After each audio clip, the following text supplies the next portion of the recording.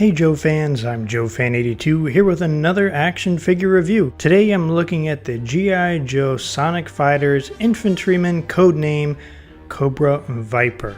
This guy was released in 2019 with the G.I. Joe Club exclusive Final 12 figures. Here he is in the package, and it's continuing that 80s retro look with the G.I. Joe logo.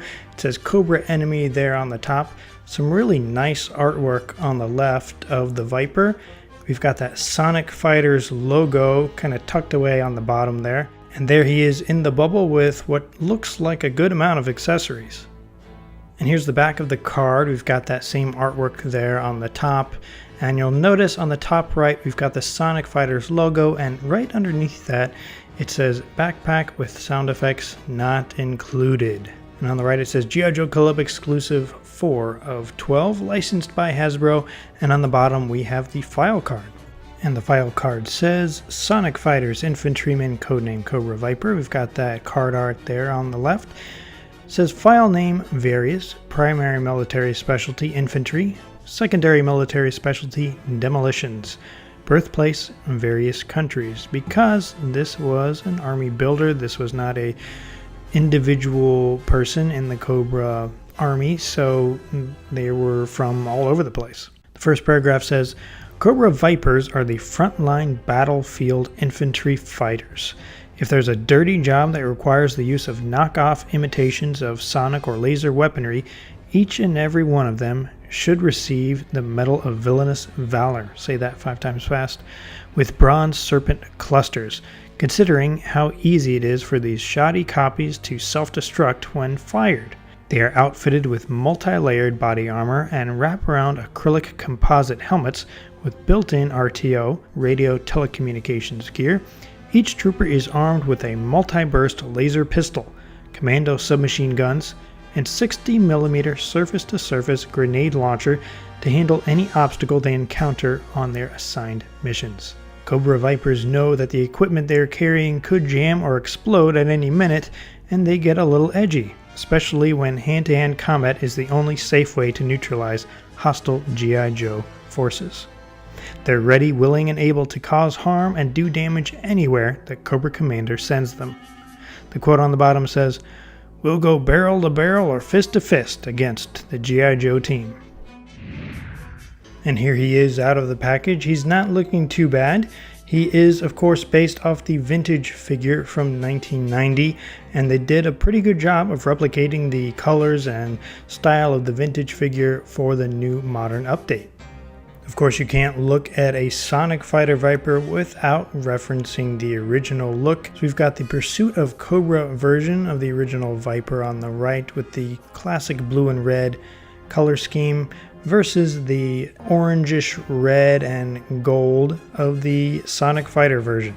The Sonic Fighter Viper has a goldish helmet. I'd say goldish because it's not really true gold. It's more a goldish mustardy kind of color. But that is on his helmet with a red faceplate, a sort of faded red color on the faceplate. He's got some black molded on goggles on the top, and his uniform continues down with that same orangey red color down through his uniform and with highlights of that goldish color. Goldish colored arm guards, black gloves. He's got a little teeny tiny Cobra belt buckle in the middle of his black belt, and he's got the orangish red pants, some goldish knee pads, and black boots. The back of his helmet has that same faded red dashed across the back. Let's take a look at his articulation. His head can do a full 360 if you need him to do that for some reason. He has not much up and down movement. His grenades kind of hinder him a little bit right there. If you turn his head slightly to the right, he can bend down a little bit right there. Shoulders do a full 360, 90 degree at the elbow. Elbow swivel, 360 at the wrist, and he's got an up and down movement there. He's got a joint there in the torso. He can turn left to right in the waist. Legs come apart like that. If you need him to do a split, he can do that. Double jointed knees. 360 degree at the ankle and a joint there. Let's take a look at his accessories. He comes with a grenade launcher and the mount pivots up and down. A backpack which is a lot smaller than the vintage version. One laser pistol. Another gun. These are all molded in that same goldish color. Another smaller weapon.